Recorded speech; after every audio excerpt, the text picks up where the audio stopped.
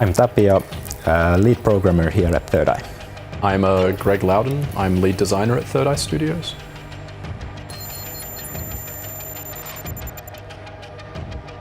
For me, it started with the story. It always starts with the story.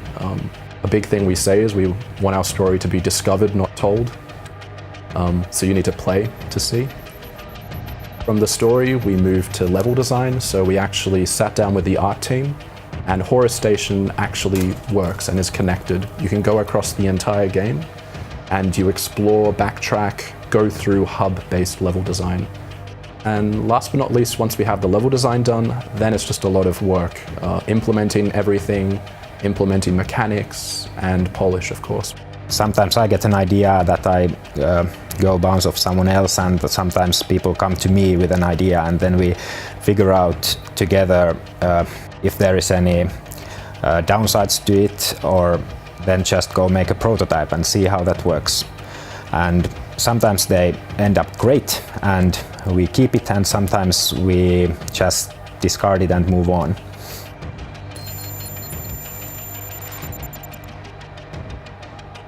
When we think about games in general, like first-person games, they are usually really similar in how they move. Our game with its 0G feels a lot different. On gamepad, you've always moved around the same way. I know I can remember from the first joystick I used, every other game has used that. I think that we're doing something very different because we're using the stick for a different way. Rather than just move around in 3D, you'll actually automatically grab and pull yourself through the world, which really has to be played. It's very unique, and I think the moment that we discovered this, we were really excited, and we knew it was going to make our game even more interesting for players.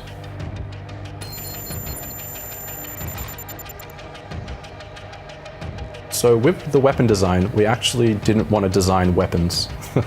That sounds quite strange, but the reality is we wanted to have every single item on Horus Station be hardware or tools.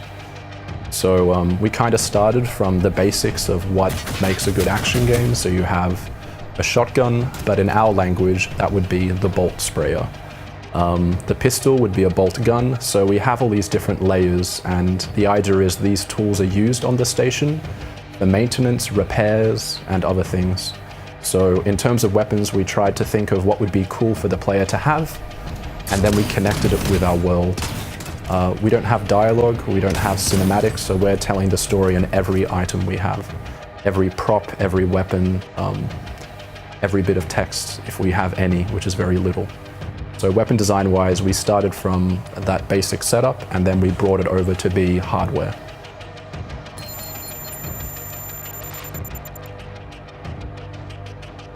Well, everything's more fun with a friend, so that multiplies with VR co-op, when you can have fun and do goofy things with your friend. Of course, we also have various puzzles for the co-op versions that requires both of the players to cooperate.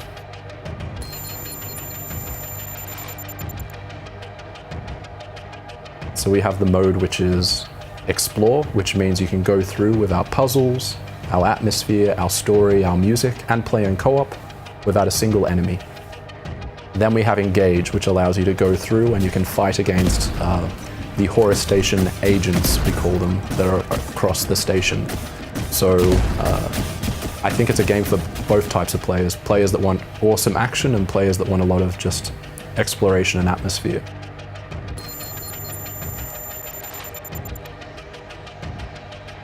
Of course, working with VR is different than just regular games, but what makes this especially challenging is working in both VR and consoles and just a regular screen. So the multi-platform aspect of it, as well as multi-paradigm aspect, makes it a really interesting as well as challenging project.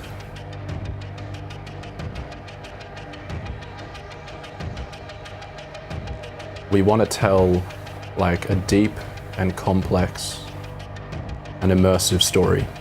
It started as just a VR game, and having the zero gravity made it a great match for VR. But now that we've expanded to other platforms, it allows us to expand our message as well. I think we have this great world, which the artist will tell you about in terms of like the 70s aesthetic and how it takes us back to the time of the space race and all these sort of things. We have a great message, which we don't actually have any words or any cinematics to tell you, but I think there's an overall theme that you'll get from the game, and the hint is in the title, Downward Spiral. And last, there's a question. I think at the end of the game, you're probably going to want to play the game again. And that's the type of stories we like telling, so I think it comes from this broader overall goal of wanting to give a really great world message and then a question for players. Too many stories just tell you everything, and I'm really happy we're being bold enough to just let players decide what our story is, and we'll never tell them what it means.